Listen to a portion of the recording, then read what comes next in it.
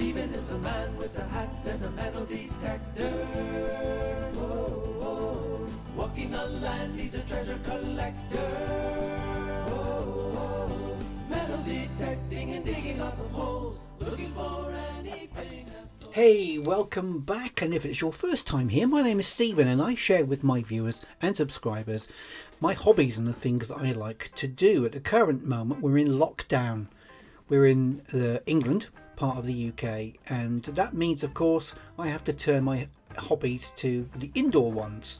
So rather than metal detecting or mudlarking, today I'm making a coin ring by hand. You'll have noticed a moment ago that inside this ring was a hallmark. That's because it wasn't a coin, it was actually a St. Christopher that I found when I was metal detecting. And I punched a hole in the middle, folded it, and I wore it as a ring, as a substitute, if you like, for my wedding ring, which I lost. I've since found it. And so that was a St. Christopher. What I'm doing now is making two shoulders, you'll see what I mean by that, to go on the ring. So I need to find first of all the dimensions, or the you know what pi, you did pi at school, if you remember how to do that.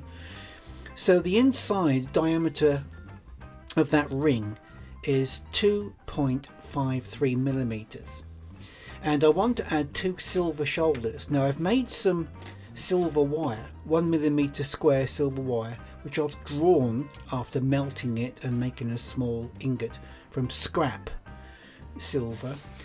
I need to make two shoulders from this, so I need to know the length that'll go round that ring. So using pi, you add the 20.53 by 1.10 millimeters for the wire.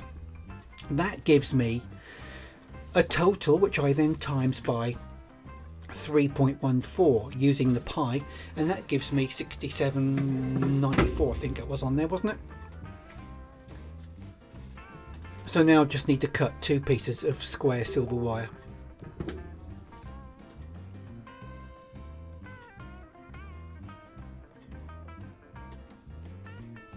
So first of all, I set my calipers to 67.94, 66.94, 67.91.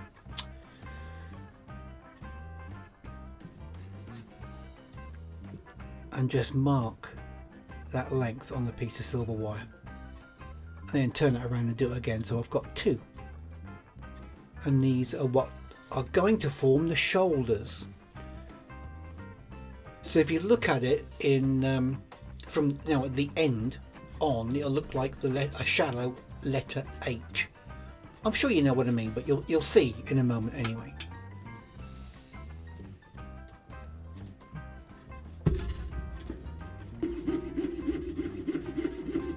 Right, so cutting off those two lengths, that's the first one. Now I'll turn it around and do the second one. If you're going to be doing this as well, always remember, see on the table I've got a little bit of beeswax in that block to make sure you lubricate your saw blade. And then we have to make sure the ends are square, because we're going to solder these together, bend it around to make a circle, solder the ends together. So we need to make sure the ends are totally square. So I've made a little hole through that wooden pin, and when it pops up through the top, I just file it with a little needle file, just to make sure the end is completely square, flat. And I'll do that to all four ends on both the two silvers. There we go. And then I need to push them together, so we've got two nice flat ends with no daylight coming through. And take some time on this, because it's important to get it right. Once they're soldered, it's difficult to correct any errors if they're slightly out of alignment. There needs to be, as I said, no light shining through. I'm just checking now against the window to make sure I can't see any light.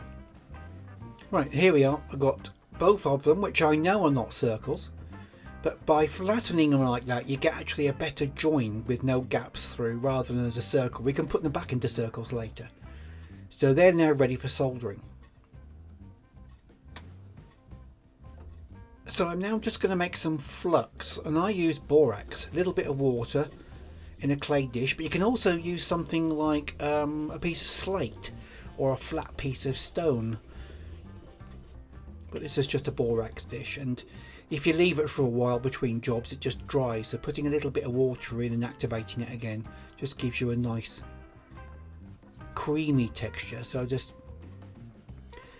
precision is the key. Put a little bit of borax in exactly the right place on that join, because where the borax is, the solder may well flow, and it will protect it a little bit as well from the fire scale from the heat. Now this is a strip of hard solder, and I'm using hard solder for a reason, because I'll need to do 2 soldering jobs. The next one will be with medium solder. So if this was medium or soft solder, the second job I would need to do would melt the first one. So we need to make sure the first one is hard solder, which is a higher melting temperature, and the second one is a medium solder with a slightly lower melting temperature, so the second job will flow easier. So there's some really tiny pieces, there we go, look how small that is, which I'm going to put underneath the joint. And because solder flows towards the heat, if you apply the heat to the top of the joint, the solder underneath will eventually at the right temperature melt and flow up through the joint, therefore creating a perfect solder joint.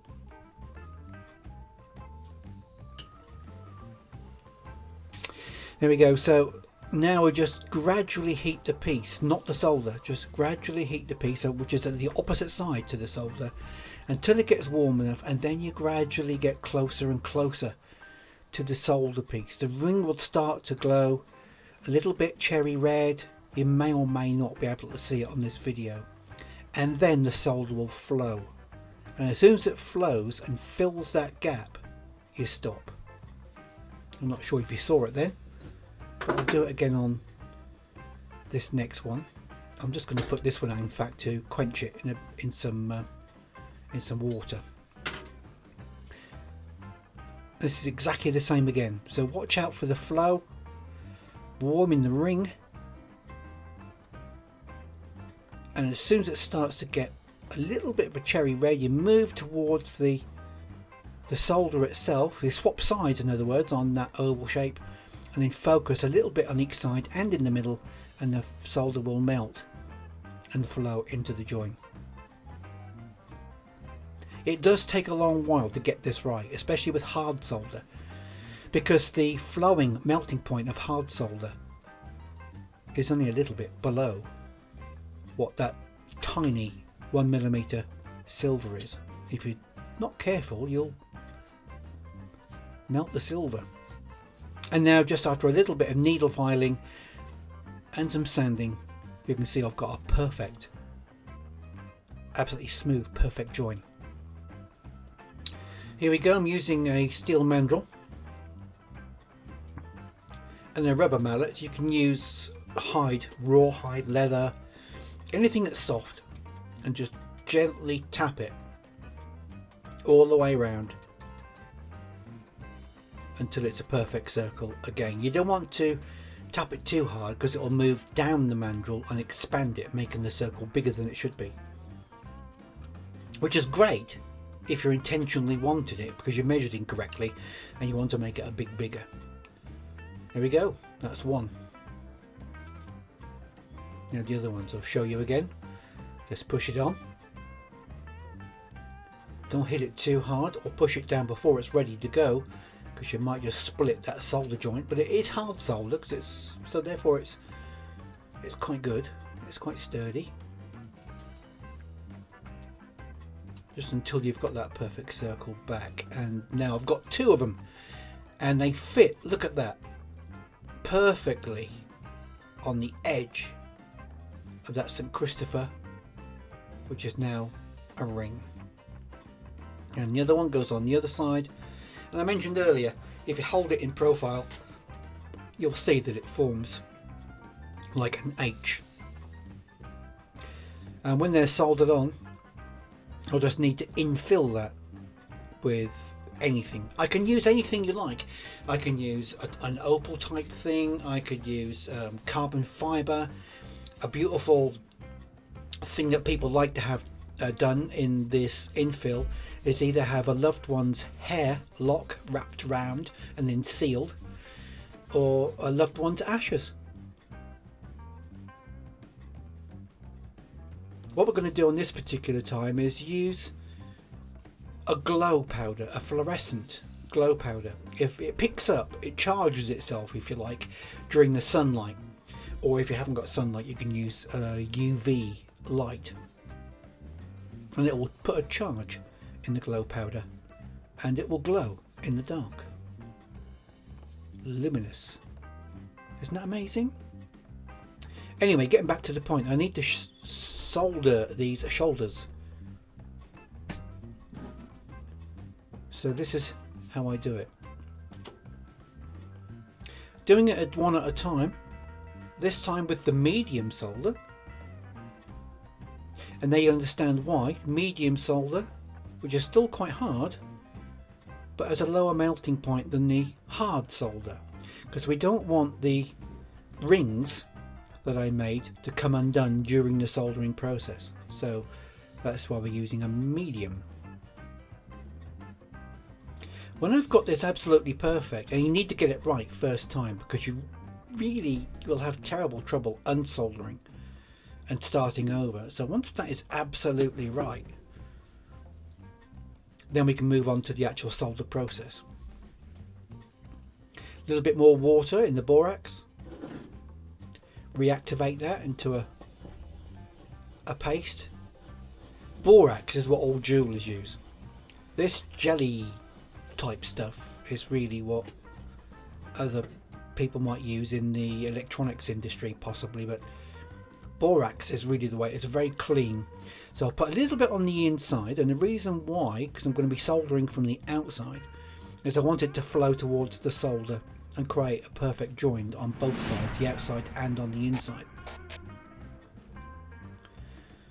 And now some flux around the outside. You see, because it's watery, it also flows into the tight joint between the actual body of the ring and the little rings for the shoulders that we've made. And here's what I'm going to be using. It's the medium. This one's in a wire form rather than the strip.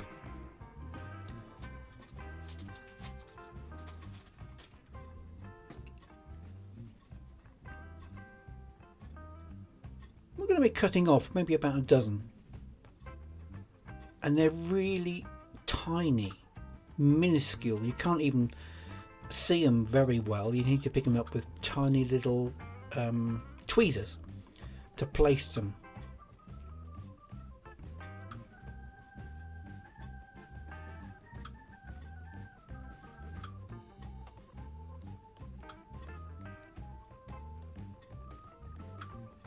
You'll see why I need so many. It's because they're small, and you need to have the solder flowing, and it follows the heat, which is amazing. I'll show you in a minute or two when I solder either this side or the other side how the silver follows the heat, and you can chase it as well. You can chase the solder and force it to go around. So you really need to have small pieces all the way, strategically placed in various places. So I put one on one side and one on the opposite side, and then fill in the gaps. It's like 12 o'clock, 6 o'clock, 3 o'clock, 9 o'clock, and then fill in the gaps. Now, solder doesn't fill spaces, so it must be a good fit.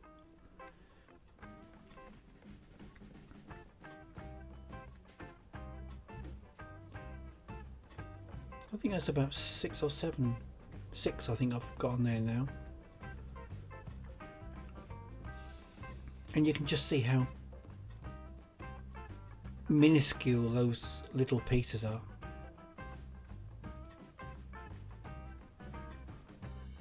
Now my soldering block, or this one anyway, so I've got quite a few, allows me to spin the object to get even distribution of heat, to make sure that the solder, well, the main ring body heats up evenly, and then we keep on spinning, chasing that solder.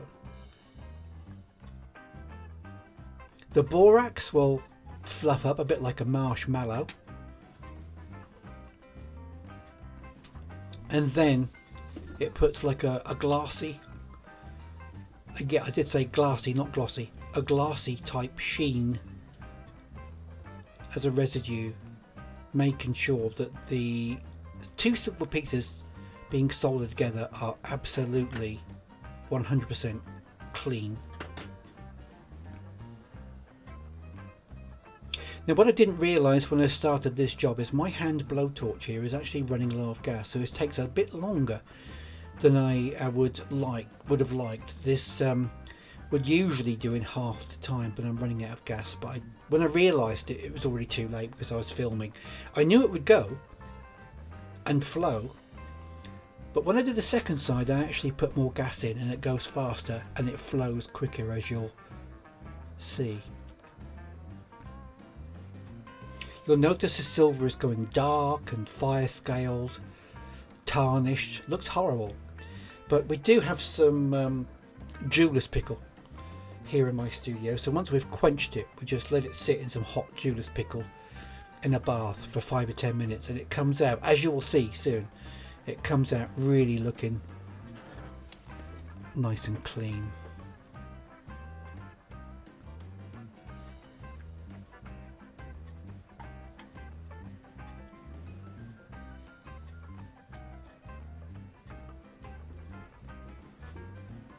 If you've never soldered before, hopefully this will give you some inspiration to have a go.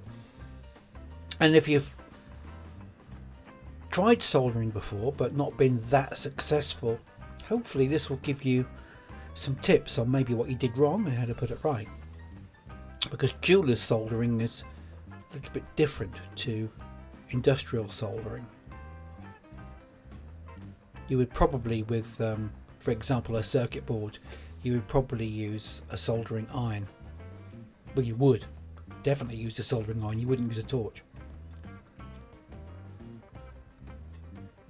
As I said, this has taken a little bit of a while, and it was by this point I was thinking, oh my god, do I stop the video and pretend it happened earlier?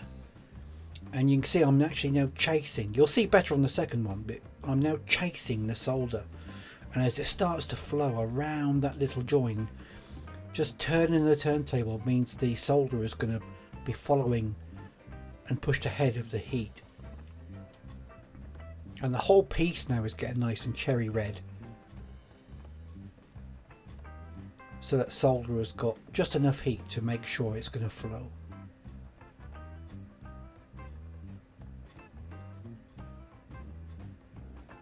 There we go. Happy with that. Now quench that and put it into the jeweler's pickle to clean it up. First of all, I just need you to have just a quick look and see what sort of a job that's done. I know it looks dirty, but ignore that.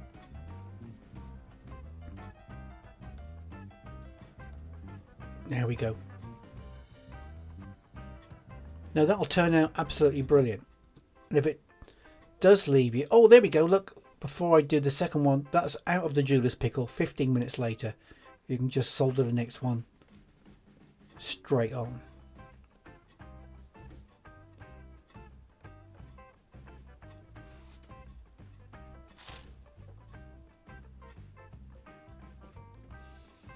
Now you should be able to see the solder flow much easier this time, because I've recharged my little torch with gas, so I've got a bit more heat and therefore it gets to temperature very quickly.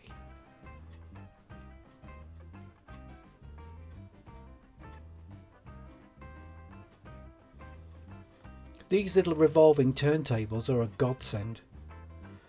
I've worked for a long time, about 3 years since I first started coin ringing, with a static board. But I saw somebody in a video use a little turntable and I thought, that's just what I need. Makes every job so much easier. So if you are thinking of having a go at doing something like this, I would recommend getting one of these soldering blocks on a turntable. You could probably even make your own. I'm saving those few little bits of medium solder to one side because I think I've got enough on there. You will notice in a moment that I've blown one of the pieces of solder off with that torch. That gas now, because it's full, has got more power in it, therefore more heat, and I keep blowing little pieces off. Sometimes it's a good idea to put the solder pallions on the borax, the flux, whilst it's still wet, because it helps it to stick and not blow it off.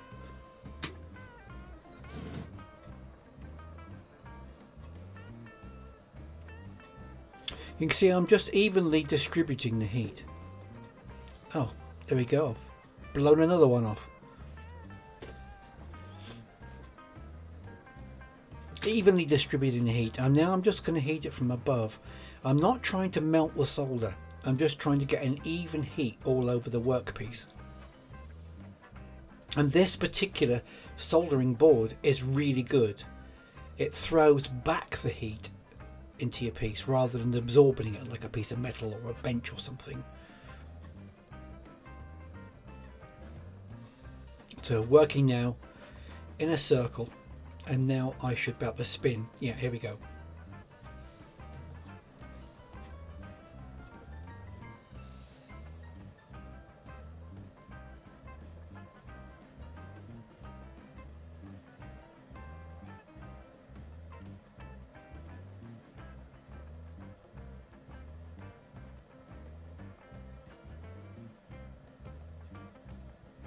Evenly distributing that heat. You can see now it's getting much hotter, much quicker. And that solder is being chased around the ring to solder those two pieces together. Look at that flowing. Where the heat does go, the solder will flow. I think that's the saying. Look at that lovely cherry red. Now to quench it, and to put it into jeweler's pickle again. I'm happy with that. I know it looks a mess at this stage, but you'll see how it comes out a little bit later. Righty ho, this has been pickled in the jeweler's pickle, and it's much cleaner now, as you can see. So now it's just time to give it some sanding. I'll do both sides of the ring. I'm starting on a fairly coarse grit, which is about, let me think, what was it, 60, but not for very long, on both sides, and moving up through the grits all the way to 3000, and a final polish with 10,000 grit.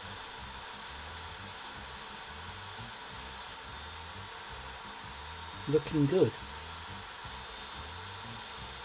And sanding like this also reveals any imperfections you might have, especially in the soldering. So it allows you to go back if there is any imperfections in your soldering and put it right by doing some infill. But it looks okay at this stage. And now I've just switched cameras because I've done the sanding, and I'm now going to cut it. This is the jeweler's polish. It's like, when I talk about cutting, it's a bit like T-cut on a car when you've got some minor scratches. So the cutting block that I'm using is just taking the fine scratches out of all the polishing, because even with 3000 and finally finishing off with 10,000 grit, you can have some tiny marks in there which you want to polish out. So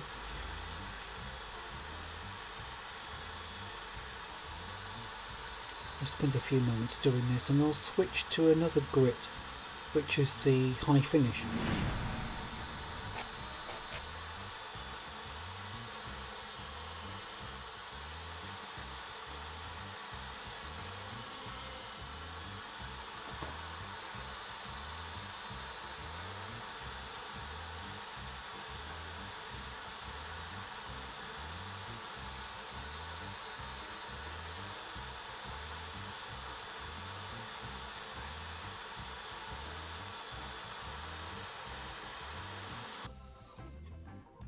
Let's get the camera in focus. You can see here that the finish is getting there, and I'm pretty pleased with that, considering it's an old St. Christopher, like a coin, been punched and folded, and then 2 silver shouldered wires made from scrap that I've melted and drawn as 1mm square wire. That is a good basis for a fabulous ring, and that just is starting to shine up really nicely. I've got a bit of way to go yet, so I think I'm just going to continue polishing this and then come back to you in a minute or two and show you what's going on.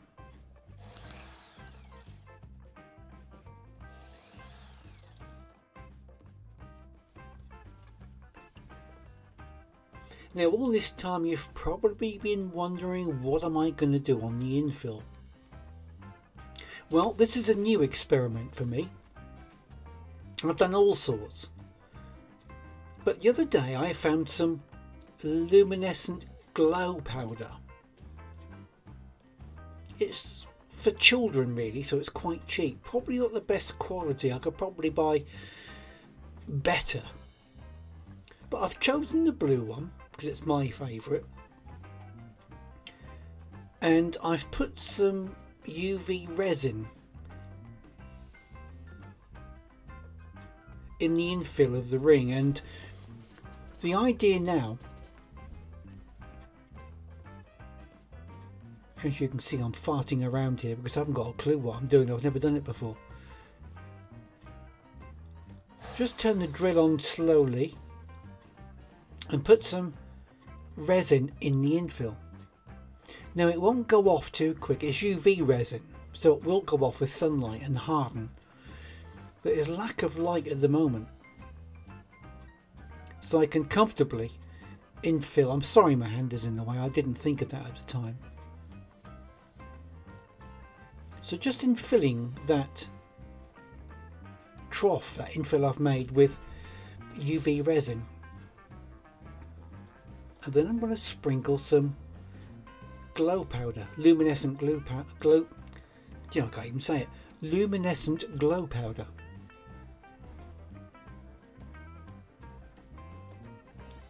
See, I told you I didn't know what I was doing, and they're putting it back in the bottle. Right, that's to catch the powder. As it turns slowly on the drill mandrel, just sprinkle some powder onto the UV resin.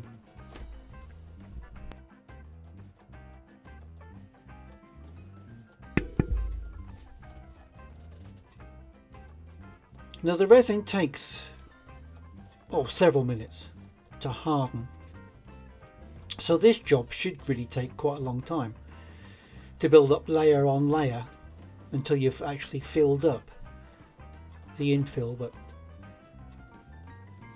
because it responds to daylight, and if there is no daylight, you can use a torch, a UV torch. That's what I decided to do. Don't forget where I put my torch. Oh, there it is. Right, it's on. You can't actually see. You look at the bulb, they look white. But if you look at the reflection there, the glow from the bulb, you can see it's actually a UV. And it's by turning it slowly, the UV sets that resin in seconds, and to get it nice and hard, just a couple of minutes. That's enough, because I can now do a second layer. I don't need it to set hard, just enough to do a second layer. And at this stage I still didn't realise my hand was blocking the the view from the camera. So I'm just turning the chuck, turning the ring on the mandrel, and doing another layer of infill with UV resin. It's incredibly expensive stuff, but it's very good. And when I'm happy that I've got a nice even layer, and it forms a blob at the bottom of the ring unless you keep it turning. So I have to keep it turning, and you can see there I'm just leveling it out so it goes all the way to the edges of those silver shoulders, leaving no gaps. And then I'll turn it by hand and sprinkle some more on. So if anybody's ever tried doing this before and failed, this is my method, but it's my first ever time, and I've not watched videos on it or anything. It's just instinct, I guess. If you know a better way for me to do this, then please let me know. Torch again, just to make sure that it sets.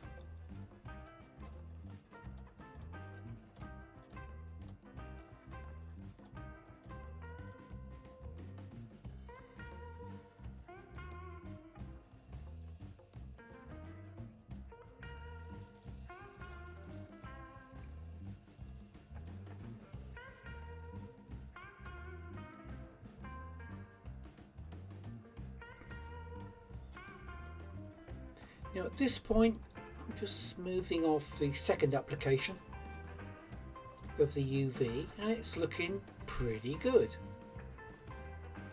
So now to add my third application, it's just really, when I say it's UV resin, it's just really ordinary resin, but it reacts to UV light, which means it sets quickly in sunlight, or you can set it quickly if you've got an ultraviolet light.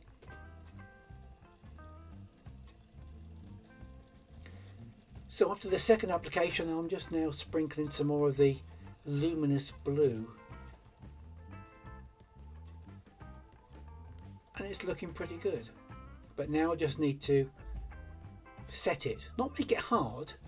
And if I don't keep that ring turning on the mandrel, it'll make a gloopy blob on the bottom and form an uneven ring. So I want to keep that just gently turning. It doesn't take long to set it, so it's good enough and workable to put another layer on.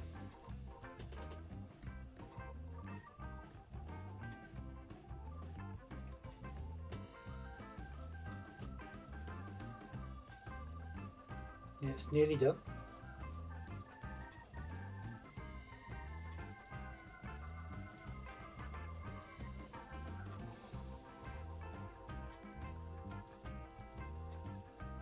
The great thing about this luminous glow powders that I've acquired is it's a novelty. It's a talking point. You go out for a drink with a friend, and all of a sudden people say, "What's that on your finger?" "Oh, it's a luminous ring." But in the daylight it just looks like an ordinary blue colour, but at night time it just glows. So here's my third layer. Keep that mandrel turning while I just put an even layer of the resin on. And it's important to fill the gaps all the way up to the edges of the shoulders, so there's no voids or gaps missing. It needs to be done right first time.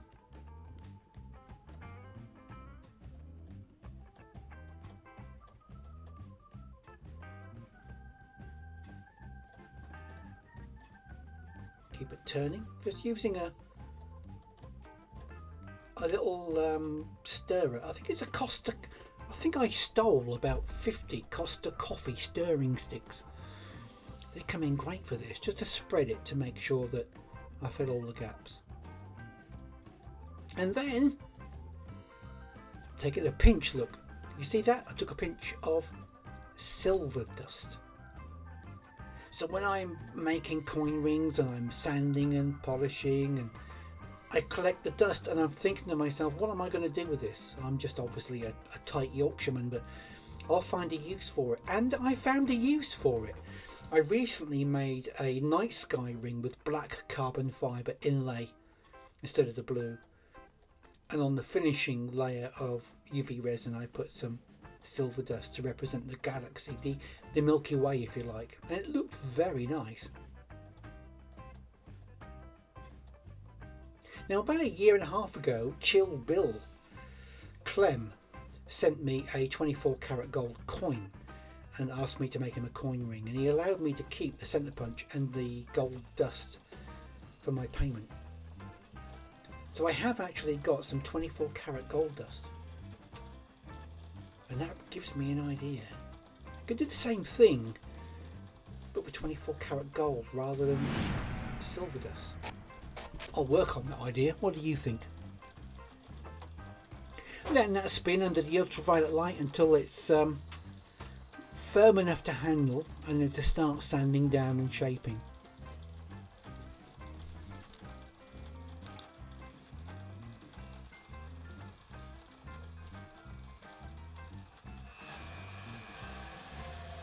So once the resin was dry using an ultraviolet light, I did some sanding off camera.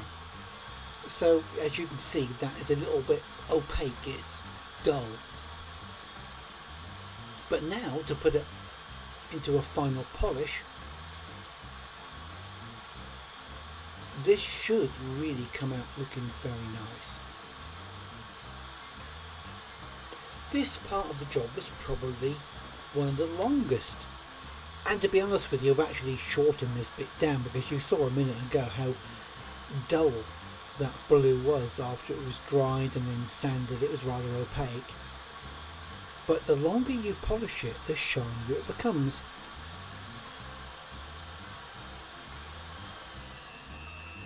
Now this procedure goes on for quite a long time, so I think what I'm going to possibly do now is cut this bit short and show you the finished result.